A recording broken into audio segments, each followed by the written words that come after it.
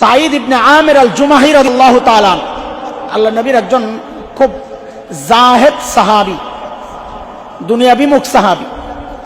হযরত ওমর ইবনুল খাত্তাব রাদিয়াল্লাহু তাআলা আনহুর সময় হিমসের গভর্নর ছিলেন, একদম দুনিয়াবিমুখ।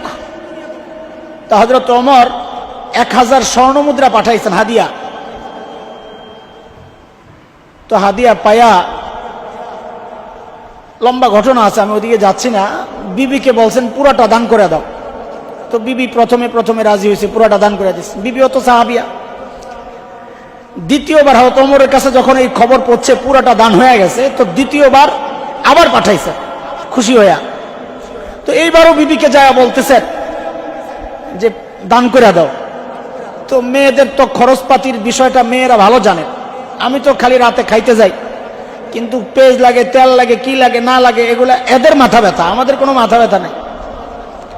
তো বিবি বলতেছেন আগের বারও পুরাটা দান করে দিলেন, এইবারও পুরাটা দান করবেন, একটা আবদার করি। বলে করো।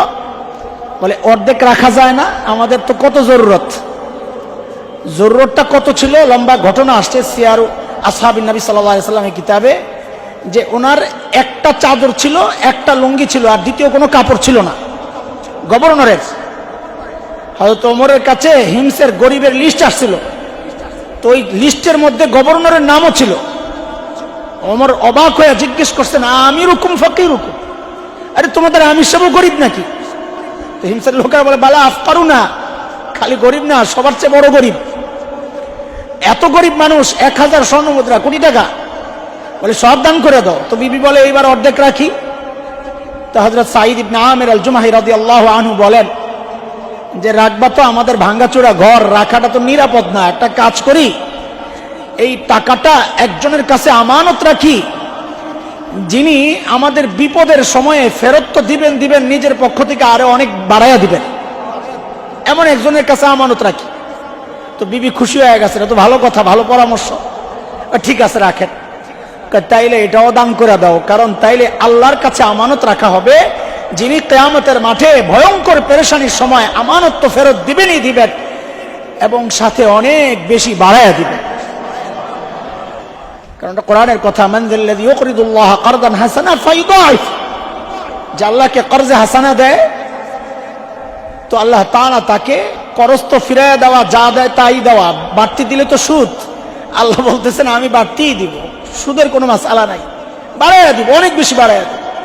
তো এই জন্য বলি ভাই, দুনিয়ায় আল্লাহ সম্পদ কামানোর সুযোগ আপনাকে আরো অনেক লাইনে দিয়েছেন। এই সুবর্ণ সুযোগ, এটা সবার কপালে জোটে না, তৌফিক সবার হয় না, তৌফিক সবার হয় না। আল্লাহ যাকে চান তাকেই তৌফিক দেন। তৌফিক তো হয় আল্লাহর পক্ষ থেকেই।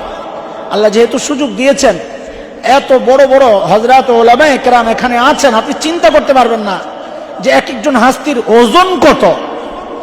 এখানে যে কয়জন মানুষ আছেন, প্রত্যেকে নিজের জায়গায় কত ওজনদার। আরে আমাকে তো আপনি মোটামুটি চিনেন। ওয়াল্লাহি ওয়াল্লাহি ওয়াল্লাহি, দিল থেকে বলতেছি, ওনাদের জুতার ধুলার মূল্য আমার নাই, খোদার কসম। এখানে যতগুলো মানুষ আছে, এক একজনের জুতার ধুলার মূল্য আমার নাই।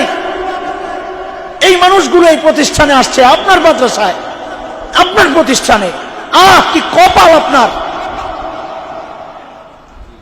এর শুকরিয়া তো আদায় করেন ভাই, এর শুকরিয়া আদায় করেন। আল্লাহ বাড়াইয়া দিবেন ইনশাআল্লাহ। এটা আল্লাহর ওয়াদা, এটা আমার কথা না, আল্লাহর ওয়াদা।